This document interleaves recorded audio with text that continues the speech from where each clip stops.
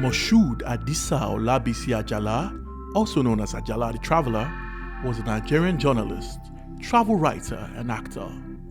He is famous for being a global traveler who toured 87 countries on a scooter, meeting political leaders and celebrities. His only published book, which covered his travel adventures, was titled An African Abroad, published in 1963. His name in Nigeria today is synonymous with travel. It is also used as a slang to tease people who cannot seem to stay in a place. They are called AJALA the Traveller.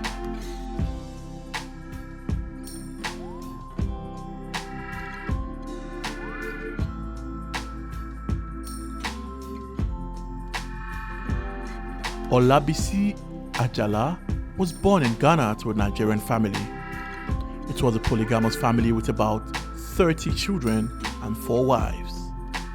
Ajala was the 25th child. When he was a child, his parents moved back to Nigeria, where he attended Baptist Academy in Lagos and Ibadan Boys High School, Ibadan. In 1952, at the age of 18, Ajala proceeded to the United States of America to further his education.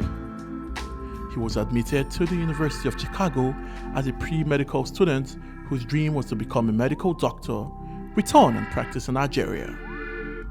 Although his wish did not come to pass, he later moved to Roosevelt College to study psychology. In Chicago, Ajala conceived of a cross-country trip to Los Angeles on a bicycle. The trip covered about 2,280 miles. He started the trip on the 12th of June 1952 and arrived in Los Angeles on July 10th. The trip earned him many accolades, including coverage in major newspapers as at that time. Upon arrival in Los Angeles, 2 days ahead of schedule, Ajala was received by the city's mayor, Fletcher Boron. In Los Angeles, he became a mini superstar and gave a lot of interviews. Apart from several television appearances in African traditional attire, Ajala's exploits paved the way for him in the world of movies. He featured in White Witch Doctor, produced by the 20th Century Fox movie studio, during which he was paid $300 per week. By 1955, he signed a movie contract with Eagle Lion Studios of Hollywood, making movies with European and African backgrounds.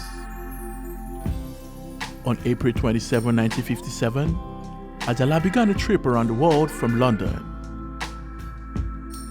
These would form the basis for his 1963 biography called An African Abroad. To write this book, Ajala had visited India, Soviet Union, Iran, Jordan, Israel, Palestine, Egypt, and finally, Australia. He traveled around all of them on his Vespa scooter, which had famous autographs of famous people he had met. He also visited Poland, Germany, Prague, Australia, Yugoslavia, Albania, Bulgaria, Hungary, and Turkey. Throughout Ajala's journey all over the world, he was a ladies' man. He had wives and children scattered all over the globe. Upon returning to Nigeria, Ajala became a socialite and hung out with celebrities and entertainers like the late Sikiru Ayinde Barrister. Both men soon fell out and filed litigation against each other. Ajala would later withdraw his suit. By that time, a life of pomp and ceremony had become a luxury as his influence, popularity, and fame dwindled. He had no saving for the rainy days and no house he could call his own.